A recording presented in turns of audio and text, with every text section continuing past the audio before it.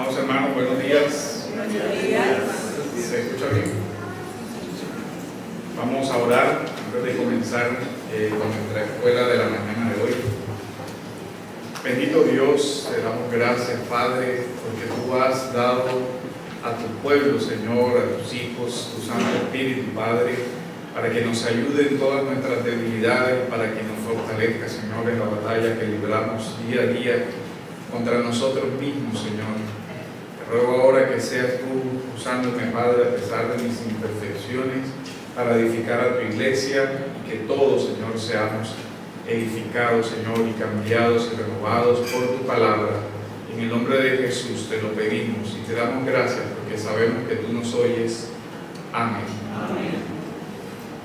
Hoy vamos a comenzar una nueva serie en nuestra escuela dominical que tiene que ver con lo que la Biblia habla sobre la carne y la manifestación de sus deseos o las pasiones y la manifestación de esas pasiones, cómo esto se va a relacionar con la tentación, con el pecado y con el orden de la vida.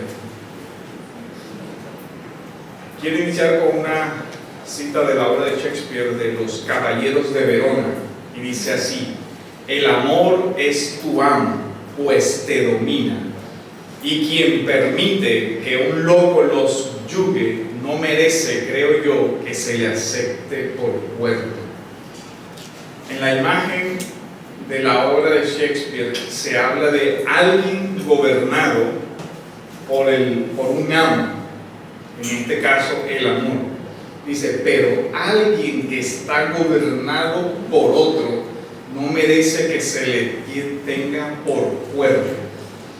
La idea es que el personaje le dice al otro: no estás actuando adecuadamente porque estás bajo el influjo de una pasión que gobierna tu vida. Y has organizado toda tu vida de acuerdo a la búsqueda de ese placer que tú quieres, a la búsqueda de todo ese deseo que tienes desbordado, y al final no actúas con sensatez, no actúas con cordura, eres esclavo. Todos nosotros lamentablemente estamos viendo en los noticieros cosas aberrantes sobre violencia y agresión sexual contra niños, casos de acoso sexual. Todo esto es el reflejo ¿de qué? De un desorden en las pasiones, en la lascivia, en la lujuria. Y eso se traslada a todas esas opciones. Y uno ve y dice, ¿en qué cabeza cabe que alguien haga eso? Bueno, en la de un loco gobernado por sus pasiones, como lo dice la obra de Shakespeare. Ella es una persona que ha sido subyugada por sus malos deseos al punto en que su dominio propio se ha perdido, que su razón ya no gobierna sus emociones, que su voluntad ha quedado cautiva de ese deseo que le ha contaminado de tal manera su mente que esa persona no puede dejar de pensar más que en satisfacer ese deseo. También nosotros vemos casos de corrupción política de todos los niveles. ¿Y qué está detrás de todo eso? La avaricia como pasión dominante de una persona que le lleva a amar el dinero más que cualquier otra cosa. ¿Y qué podemos decir de la violencia que se presenta en las familias, que son el resultado de una ira, una pasión de ira que domina la conducta de esa persona y que convierte a su hogar en un lugar tormentoso? Entonces, lo que nosotros estamos viendo hoy de una forma clara es que nuestra sociedad, nuestras familias y las iglesias tienen un problema, y un problema que se encuentra en muchos casos en pasiones desordenadas. ¿Por qué? Porque la sociedad, la familia e incluso la iglesia ha olvidado cómo se forman las pasiones. La idea de que está imperando en la sociedad hoy en día es que las pasiones son buenas sin tener en cuenta su objeto. Porque eso es lo que no se une. Recuerdan incluso el sermón anterior, las pasiones no son ni buenas ni malas en sí mismas, todo depende del objeto al que se dirijan. Cuando Romanos habla de las pasiones dirigidas hacia el mismo sexo, dice, eso está mal. Pero cuando Génesis habla del amor y de la pasión dirigida del esposo hacia su esposa, el objeto es correcto, luego la pasión es correcta. Pero aquí lo que nosotros vemos es que toda la ética moderna se ha construido sobre el lema de si te hace feliz, hazlo. Entonces todo aquello que sea tu deseo, tu pasión, ya eso es bueno por sí mismo, no importa hacia dónde dirijas esa pasión, es bueno. Entonces miren cómo nosotros tenemos una ética totalmente distorsionada, sobre todo porque en primer lugar no se ha enseñado cómo deben gobernarse, cómo deben dirigirse esas pasiones. Entonces nosotros tenemos personas esclavas de pasiones que nunca aprendieron a tener un dominio propio de sí mismos. Así como usted ve a un niño haciendo la pataleta en el centro comercial porque no le dan el dulce, así uno ve a personas de 40, 50 y 60 años que tienen el mismo control y equilibrio emocional que ese niño que hace la pataleta. La diferencia es que el niño puede levantar el puño y hacer la pataleta, pero el otro sí tiene la fuerza para usar el puño y destruir la vida de otra persona.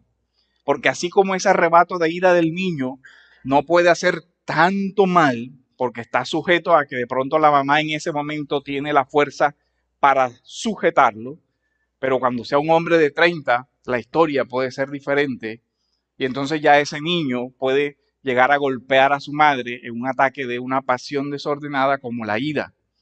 Entonces, si a ese niño nunca se le entrenó para que gobernara su pasión, va a crecer como un adolescente sin norte, agresivo, violento, etcétera, etcétera, y va a vivir toda su vida así. Ese es el problema. Ese es el problema al que se ha enfrentado la sociedad moderna, sobre todo porque entonces le dicen, mira, ¿cómo se comporta? No, déjalo, él tiene que desarrollar su personalidad. No, ese niño está creando una conducta viciosa para sí mismo. Y esa conducta, ese vicio que él está cultivando, va a traducirse luego en acciones que van a afectarlo a él, a su familia y a la sociedad en la cual se desarrolla. Lo que nosotros vemos muchas veces es un egoísmo desbocado, que ha perdido toda sensatez. Si se pierde en un ser humano el equilibrio correcto de las pasiones, si se desarrolla una pasión dominante, por ejemplo, la lujuria por cualquier cosa, la lujuria por lo general la asociamos con el tema sexual, pero con cualquier cosa se convierte en una lujuria, eso va a gobernar la vida de esa persona, ya sea la comida, el trago, las mujeres, el poder, porque también la vanidad. Entonces, esa persona es gobernada ¿por qué? Por el reconocimiento. Yo vivo, y de eso se trata el tema de la pasión dominante. Si mi pasión dominante es ese orgullo y esa vanidad, yo vivo ¿para qué? Para el aplauso de todo el mundo. Entonces, ¿cuál es mi lugar de placer cuando alguien me está diciendo, tú eres excelente, tú eres lo mejor, tú eres esto y tú eres lo otro? ¿Y cuál es la tragedia de esa persona? No me gusta. Cuando le dan un no me gusta, se le acabó la vida. Y es capaz de salir a buscar por cielo, tierra y mar a esa persona para vengarse porque ha herido su pasión dominante, su sentido de la vida se ve afectado. Y alguien dice, pero ¿por qué reaccionas así si a la final eso es una tontería? Dice, para ti, porque esa no es la pasión que gobierna tu vida, pero para él, esa es la tragedia del mundo, porque eso es lo que ha enceguecido su mente. Eso es lo que dice Shakespeare, lo ha subyugado. Esa pasión lo ha gobernado. Esa pasión se ha convertido en algo que lo domina. Y esa pasión, por lo general, va unida a un conjunto de vicios. Entonces, los vicios asociados a esa pasión se convierten en lo que controla literalmente la vida de esa persona. Ya esa persona no es una persona cuerda, es un esclavo, como la terminología que usa el Nuevo Testamento, es un esclavo del pecado. Estas pasiones enceguecen la mente de una persona, lo llevan por el mal camino del pecado, pero la realidad compleja aquí es que las pasiones pertenecen a la naturaleza humana y todos nosotros estamos sujetos a pasiones. Santiago 5:17 dice, Elías era un hombre de pasiones semejantes a las nuestras.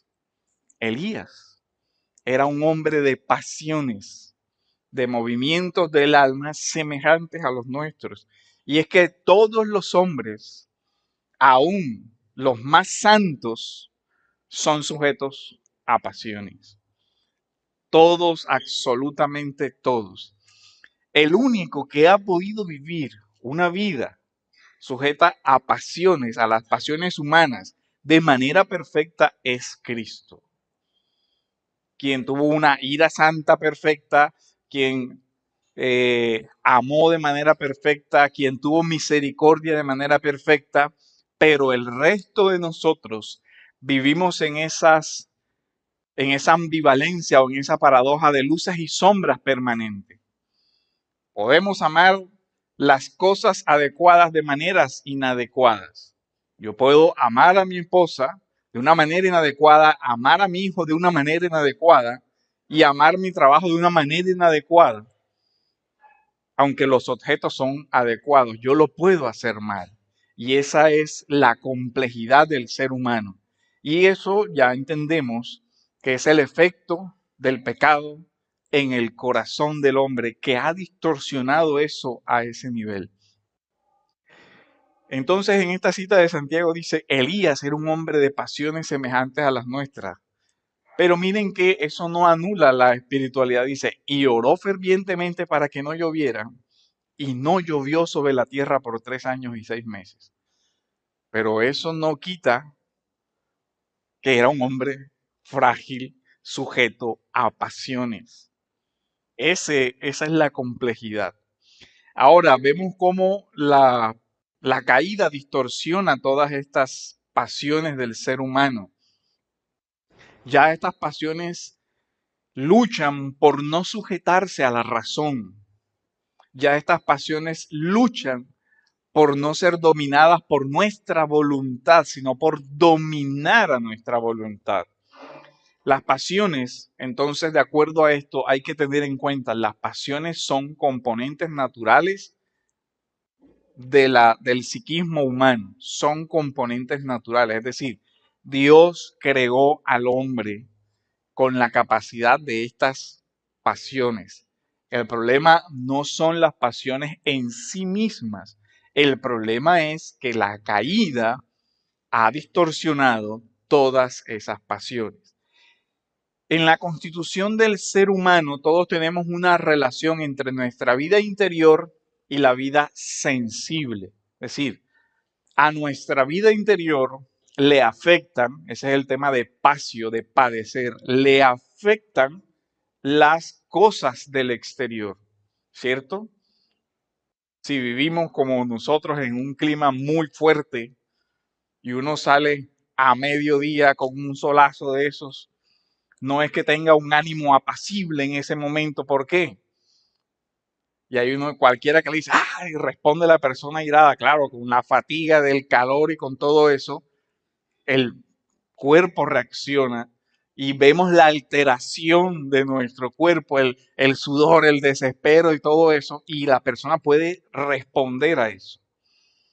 Ahora, el problema es si no logra el equilibrio de gobernar eso y siempre responde de la misma manera, ya esa persona tiene un problema, no logra estabilizar sus pasiones. Nuestro Señor ha declarado que el corazón del hombre es el lugar del problema de las pasiones.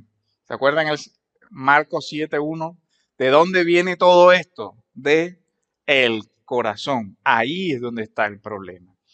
Ahora, esto también lo dice Santiago, capítulo 4, versículo 1. ¿De dónde vienen las guerras y los conflictos entre ustedes? ¿No vienen de las pasiones que combaten en sus miembros? Y miren las dos cosas. ¿De dónde vienen las guerras? Dice, vienen de las pasiones, pero las pasiones están asociadas a sus miembros. ¿A cuáles miembros? A los del cuerpo. A toda la estructura corporal. Entonces, las dos cosas. Esas emociones se experimentan ¿dónde? En el cuerpo. Por eso usted ve sintomatología física de las pasiones. Persona airada, ¿cómo se ve? Roja, ¿cierto? La respiración comienza a agitarse. El cuerpo responde a las pasiones. Ese es el tema. Y esas pasiones luego se traducen por medio del cuerpo ¿en qué cosa? En acciones, ¿cierto? En conductas. Se van hacia el exterior. Ya puede convertirse entonces esa pasión dominante en una esclavitud a un pecado dominante.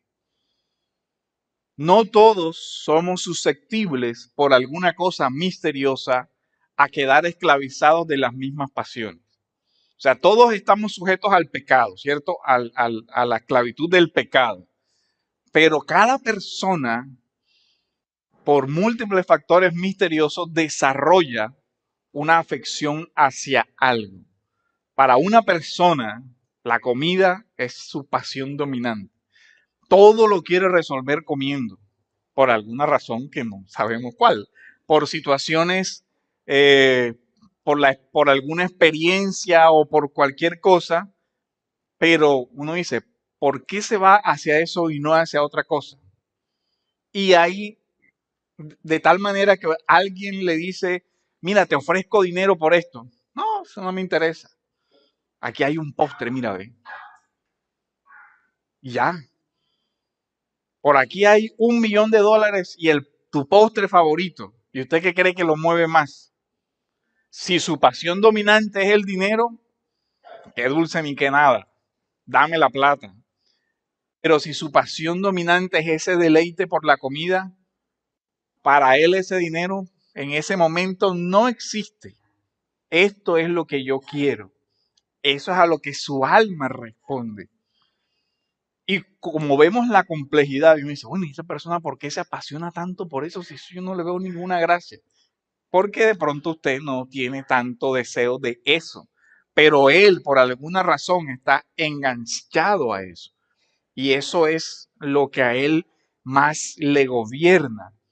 Todos nosotros fuimos creados con pasiones y fuimos creados para que las cosas nos afectaran, pero eso es bueno.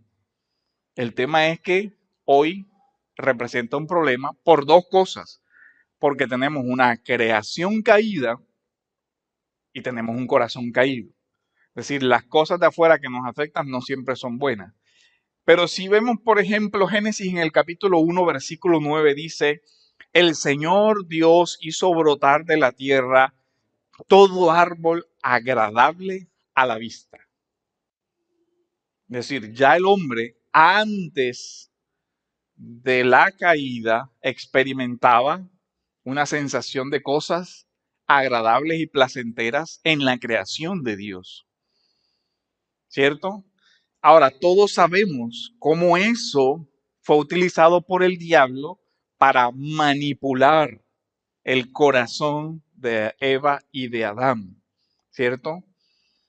Y vemos cómo se usa eso que es, digamos, experiencia sensible de la belleza de las cosas, cómo distorsiona Satanás esa. Pero ya distorsiona una facultad del ser humano. Es decir, ya Eva tenía la capacidad de agradarse con las cosas. Luego él toma una de las cosas que Dios creó y comienza a que ella transforme la forma como la ve, primero en su mente. Y ahí vemos el diálogo con que Dios os ha dicho que no coman de ninguno de los frutos. La mentira es muy evidente, ¿cierto? No, ¿cómo se te ocurre? Dios no dijo eso. Dios dijo de este. Ah, ¿y por qué de ese?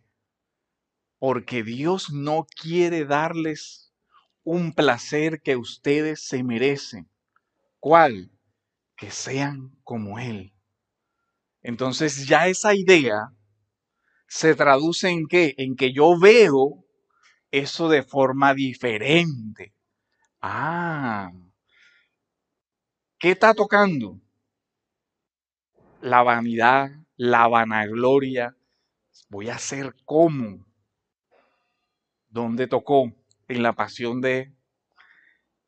¿En qué se traduce? Dice el texto bíblico que de ahí en adelante ya la mujer vio el árbol como qué, como codiciable. El árbol cambió, ¿no? ¿Qué cambió? El deseo. Cambió la percepción de las cosas. Así como cuando viene un amigo, oye, ¿y no te gusta esa muchacha? Entonces esa insinuación comienza y si lo acompaña con, ella me ha dicho que tú le gustas. Y a él se le olvida que es casado. Así juega la tentación. Así juega. Se introduce, esa es la misma actuación del diablo. Introduce la idea, luego la acompaña con algo que a él le agrada y puede que reaccione a eso. Pero puede ser que él dice, no, esa muchacha no me gusta. Pero puede que la tentación sea, oye, aquí hay un... ¿Te acuerdas de fulanito? Tiene el negocio del siglo. Y si él tiene la avaricia en su corazón con una pasión que le lleva, sí, ¿cómo es el negocio? No, eso es sencillo. Tú le prestas la cuenta, él te pasa tanto y ya. Te quedas con un tanto por ciento y dice, así de sencillo es el negocio. Él no piensa más allá de su dinero, ya. Y de dónde viene la plata y por qué, y así como tan sencillo, de eso bueno no dan tanto. No, él no piensa en nada de eso. Literalmente algunas personas pierden la capacidad de pensar más allá de eso. Y cuando llegue el día de rendir cuentas, oiga, ¿y usted no sabía que de pronto esa plata era ilícita? No, la verdad es que yo no pensé en eso. Y lo terrible es que de verdad a veces no pensó en eso. O sea, él llegó lo que le producía la avaricia y no pensó en nada más.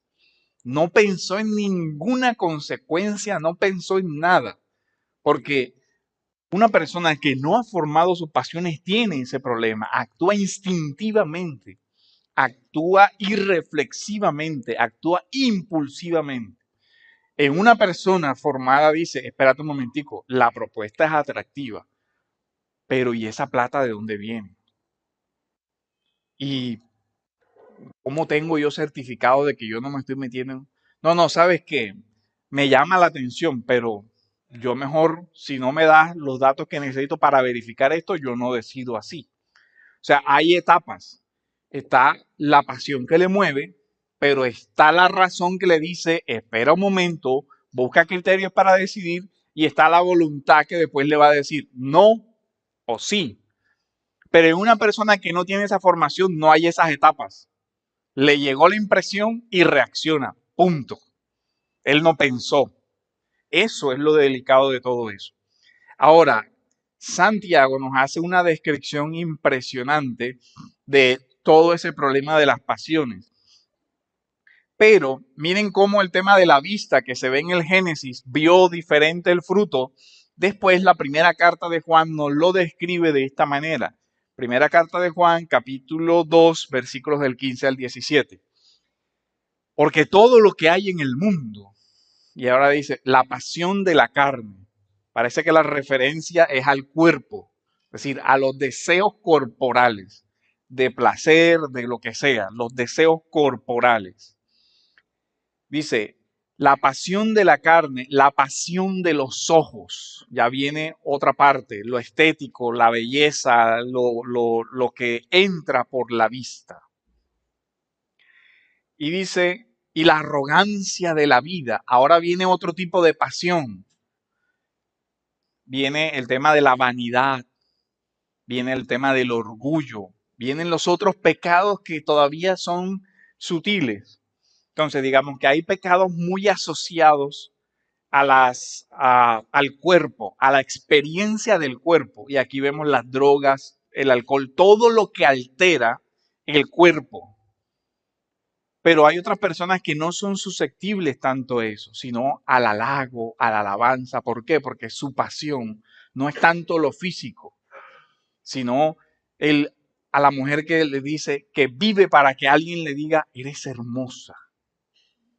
Ella deja de comer, hace lo que sea, se tortura como sea, pero ¿cuál es su objetivo en la vida?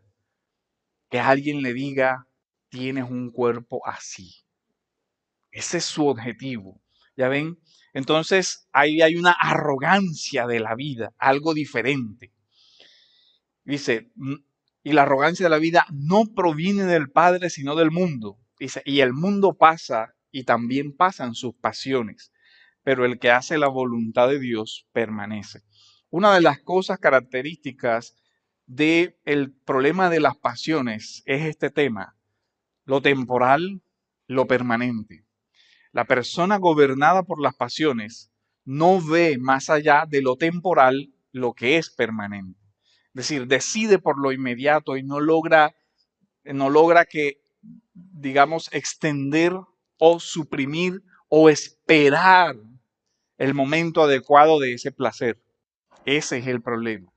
Por eso la fornicación no permite que el joven espere hasta el momento de su matrimonio y reemplaza lo que es un verdadero amor permanente por experiencias momentáneas del cuerpo que al final lo dejan emocional y espiritualmente más destruido que el momento de placer temporal. Y ese es el resultado de pasiones no gobernadas que llevan a eso. El texto deja ver entonces pasiones relacionadas con el cuerpo o corporales, la carne, y también pasiones relacionadas con la experiencia sensible, la pasión de los ojos, y también incluso pasiones relacionadas con lo interior del ser humano. Por ejemplo, el orgullo del conocer.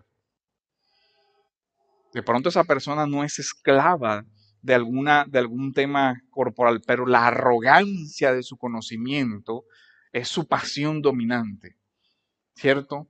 Y el que le alaben lo que sabe, ese es su objetivo en la vida.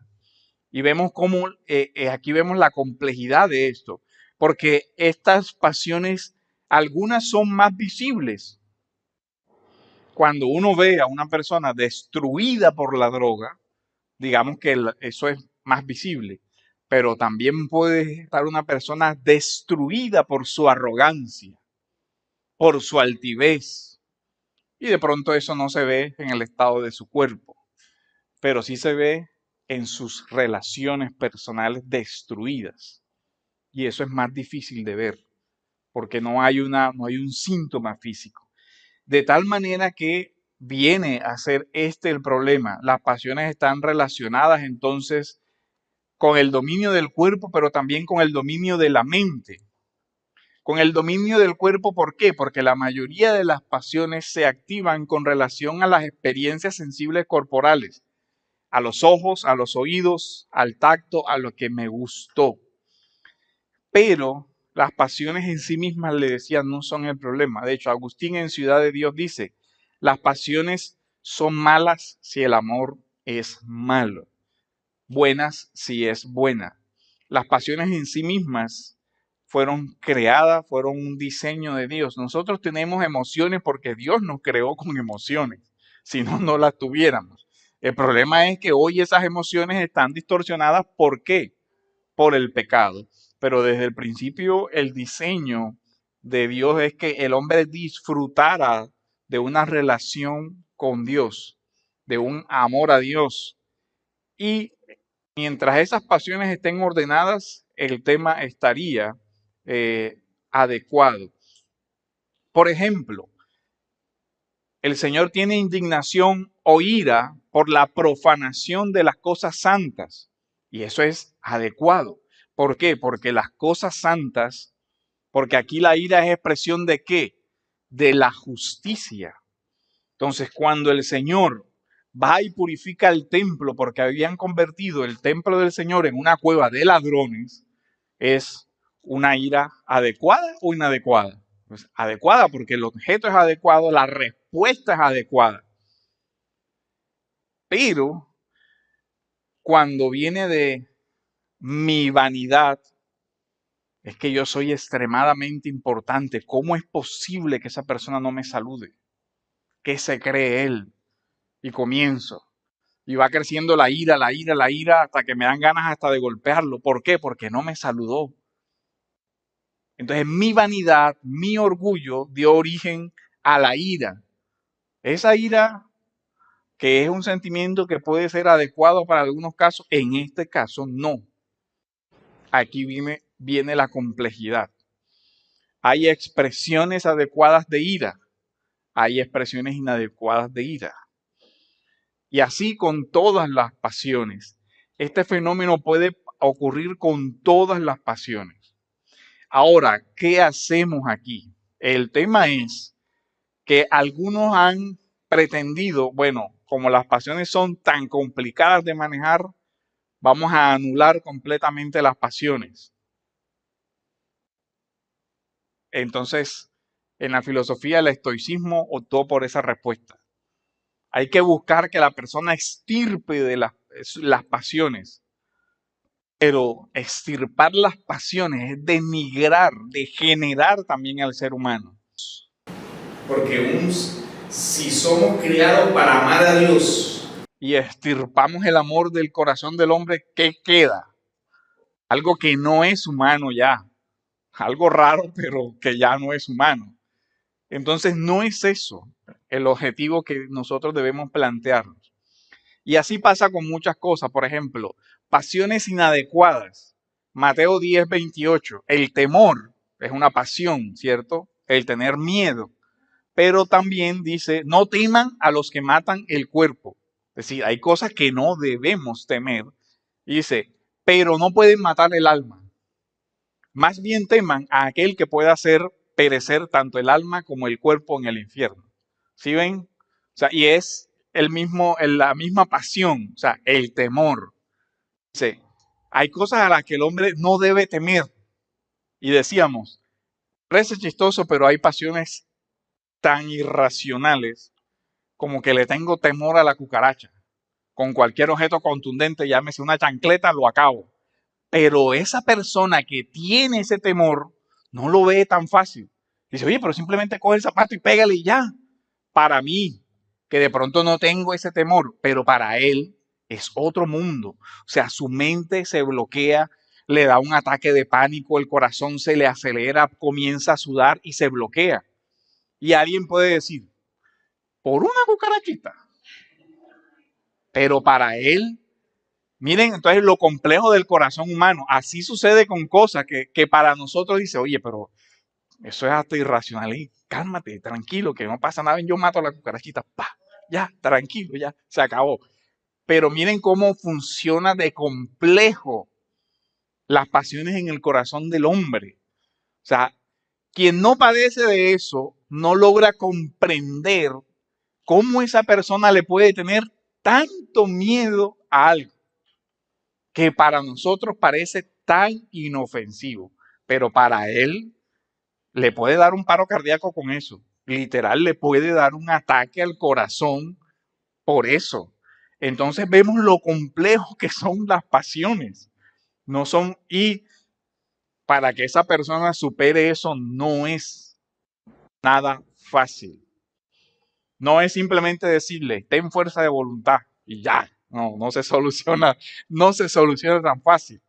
Vemos algo también que Santiago nos describe sobre la anatomía de las pasiones. Santiago 1 del 12 al 15. Dice, bienaventurado el hombre que persevera bajo la prueba, porque una vez que ha sido probado, recibirá la corona de la vida que el Señor le ha prometido a los que lo aman. Miren, amor, corona de la vida, algo distante en el tiempo. El problema de la pasión, lo inmediato. Que no diga que es tentado, soy tentado por Dios, porque Dios no puede ser tentado por el mal y él mismo no tienta a nadie. Y aquí viene el tema, sino que cada uno es tentado cuando es llevado y seducido por su propia pasión.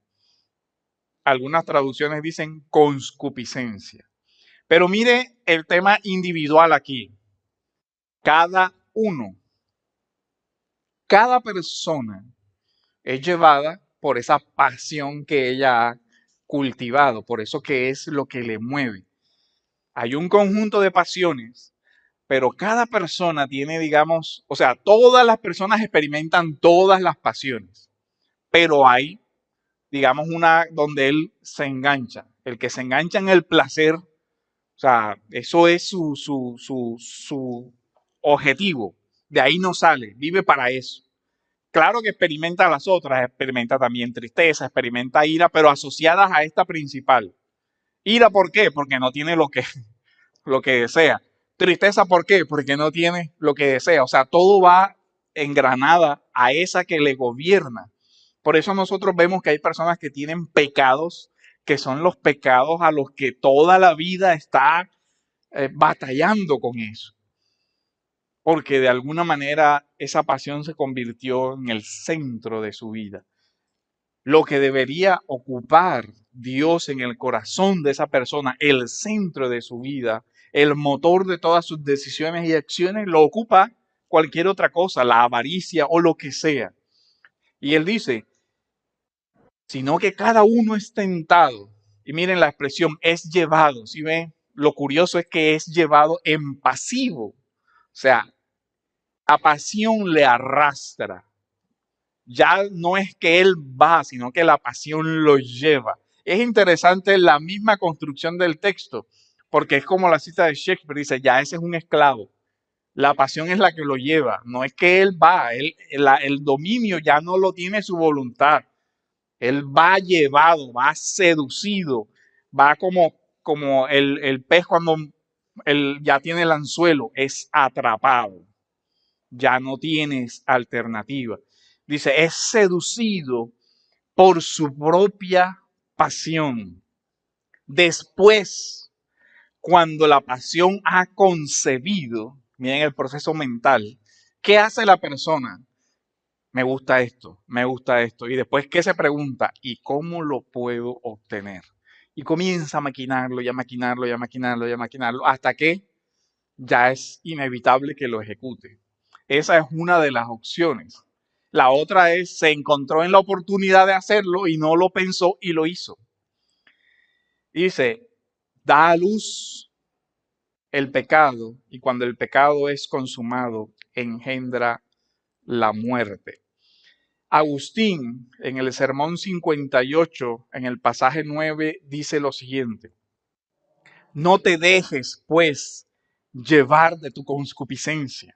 ¿Sí ven? No te dejes llevar de tu concupiscencia. No te avengas con tu apetito. El término apetito ya casi no nos es familiar, pero es la idea más ajustada a lo que sentimos, como cuando se tiene hambre, ¿cierto? Apetito, o sea, hay algo que quiere ser saciado. Él dice, no te dejes llevar por eso. Ella no puede concebir sino por obra tuya, es decir, el apetito no puede concebir sino por obra tuya. Dice, El consentimiento es un modo de yacer juntos en el corazón. Él dice, esa idea, después ya tú dices, sí, lo voy a hacer. Ahí va. Se va acariciando y se va acariciando hasta que llega un momento y dice, sí, ya lo voy a hacer. Dice, cuando se alza la concupiscencia, niégate a ella, no la sigas. Es mala, es lasciva, es grosera y te aparta de Dios. No le des el brazo del consentimiento para no tener que llorar la criatura. Es una explicación de Santiago. Dice, si tú consientes ese pecado, vas a tener que llorar la criatura en el sentido de lo que va a dar a luz ese pecado. Entonces, las pasiones son de verdad muy complejas de experimentar en el corazón del alma humana. La expresión de Santiago, atraído y seducido, dos aspectos de la seducción y de la tentación. Atraído es el verbo excelco, que significa quitar arrastrando, como arrastrado por el deseo interior. Se emplea a menudo como el término de la cacería, cuando se arrastra a un animal que cayó en la trampa. O sea, la descripción que hace Santiago es terrible. Dice, cuando una persona cae en sus pasiones, es como un animal que ya quedó en la trampa, ya quedó atrapado. Como literal un animal. Y miren que el tema es interesante porque la imagen es del animal capturado. O sea, ya esa persona pierde la razón, capacidad de razonar.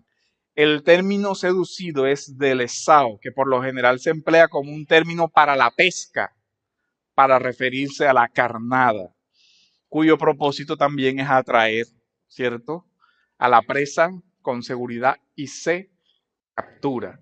Y aquí que vemos lo que ya vimos en el jardín del Edén, ¿cierto? El diablo usa todas estas estrategias. Comienza a distorsionar la verdad. Comienza a instaurar deseos en el corazón del hombre para que cada uno sea tentado por su propia pasión. Cada persona, decíamos, experimenta la tentación del pecado de una manera diferente. Aunque todos somos afectados por todas las pasiones, hay pasiones que se convierten en dominantes. Y la búsqueda del placer, de satisfacer esa pasión, es lo que la Biblia le llama concupiscencia. La concupiscencia, dice en otro sermón a Agustín, estimula, insta, exige que hagas cosa mala. Si no consientes, no concibe. Concibe si te deleitas en el pensamiento y alumbrará tu muerte. ¿Sí ven? De tal manera que nosotros vemos que hay algo relacionado con las pasiones y es que anula la voluntad de la persona. Creo que era Bonhoeffer que decía que cuando la pasión aparece, Dios se hace inexistente. Ya para esa persona no hay Dios. Actúa como animal, actúa como bestia. No hay moral, no hay consecuencias. En esos momentos de la persona estar gobernada por la pasión, él cree que no va a haber consecuencia de lo que haga. O sea, para él las consecuencias son inexistentes. Eso es una cosa terrible. Y siempre tiende a pensar que aún cuando haya posibles consecuencias, a él no le van a llegar. Yo voy a hacer esto. Sé que me arriesgo al otro, pero tranquilo que no me va a pasar nada. ¿Cierto? Y de alguna manera todos hemos pensado, sí, no, eso no pasa nada. Y cuando viene la consecuencia, sí pasa, y pasa feo. Así que hay que tener cuidado. Las pasiones de la carne se oponen al espíritu. Y cuando vemos en Gálatas la descripción, por ejemplo, de las pasiones de la carne, de las obras de la carne, están relacionadas con todo esto que decimos. ¿A qué se opone? Se opone a las virtudes, a lo que trabajamos, ¿se acuerdan? A las virtudes que trabajamos. ¿Cuánto tiempo me queda? No puse el... Entonces, ¿qué sucede? ¿Cómo describe esto la Biblia? Gálatas 5, 16 al 23. Miren lo que dice. Digo pues, anden por el Espíritu y no cumplirán los deseos de la carne. Y aquí es relacionado a las pasiones de la carne. Entonces, hay una oposición. Los deseos que provienen de la actuación del Espíritu Santo en la vida de una persona y los otros deseos que provienen ¿de dónde? De nuestro pecado, de nuestra condición pecaminosa. Allá hay una lucha constante. Y él dice, porque los deseos de la carne es contra el espíritu y el del espíritu contra la carne, pues estos se oponen el uno al otro, de manera que ustedes no pueden hacer lo que deseen. Pero si son guiados por el espíritu, no están bajo la ley. Ahora bien, las obras de la carne son evidentes, las cuales son inmoralidad, impureza, sensualidad, idolatría, hechicería, enemistades, dice, y otras semejantes. Pero después Gálatas va a decir, pero el fruto del Espíritu es amor, gozo, paz, paciencia, benignidad. Pero al final el modelo que nos llama es el de Cristo, porque Gálatas 6:24 dice, pues los que son de Cristo han crucificado ¿qué cosa? La carne con sus pasiones y deseos. Miren todo lo que se une aquí en este versículo. La carne, pasiones, deseos. ¿Y el ejemplo es cuál? Niégate a ti mismo. El ejemplo es la cruz. Entonces, ¿qué tenemos que hacer día a día? No alimentar con acciones aquello que son nuestros malos deseos. Porque yo comienzo a justificarme. El postrecito, pero es un solito. Ya en esta semana no más. Y al día siguiente, bueno, mañana sí comienzo la dieta. Mañana sí hago esto. Mañana sí. ¿Y qué sucede? Cada vez que tú repites el acto, tienes menos ejercitada tu voluntad para decir que no. Entonces, no, pero es que el dulcecito de hoy es pequeño. Pero el del día siguiente, no, ya, 2 dulcecitos de los mismos. Y después, no, hay que comprar mejor me compro la bolsa. Entonces la bolsa que me comí en una semana, me la como en un solo día. Y ya que se ve ahí, que miren que son cosas pequeñas, pero lo que se ve es que la persona va perdiendo poco a poco el ejercitar su voluntad con cosas pequeñas. Y de las cosas pequeñas se va saltando a las más grandes. Es lo que dice el Evangelio. El que no es fiel en lo poco va a tener más problemas con lo mucho, porque no tiene ejercicio para eso. Entonces, el que se roba 100 pesos, después cuando le ofrecen mucho más, pues más difícil. No, pero es que 100 pesitos ahí, que eso no, eso va habituando al pecado. Y cuando vienes a ver, tienes un serio problema con eso. ¿Qué debemos ejercitar con respecto a esto? Una de las virtudes que trabajamos es el tema de ¿qué? De la templanza, ¿cierto? El dominio propio, asistido por supuesto por el Espíritu Santo, porque no se trata solamente de fuerza de voluntad, se trata de que el Espíritu Santo nos ayuda en nuestras debilidades. Tito 2:12 dice lo siguiente, porque la gracia de Dios se ha manifestado trayendo salvación a todos los hombres, enseñándonos que negando la impiedad y los deseos mundanos, ¿cómo es? Negarnos a qué cosa? A la impiedad y a los deseos mundanos. ¿A qué nos llama? A que vivamos en este mundo sobria, justa y piadosamente, aguardando la esperanza bienaventurada y la manifestación gloriosa de nuestro gran Dios y Salvador. Entonces debemos sacrificar nuestros apetitos, debemos buscar ser sobrios en todas las cosas. Debemos practicar la piedad, ejercitarnos. ¿En qué puntos son importantes aquí? El primero es el conocimiento de nosotros mismos. ¿Cuál es la pasión que a mí más dificultades me causa? Eso es cada uno, porque cada uno, como dijimos, tiene su lugar, su pasión que más le carga.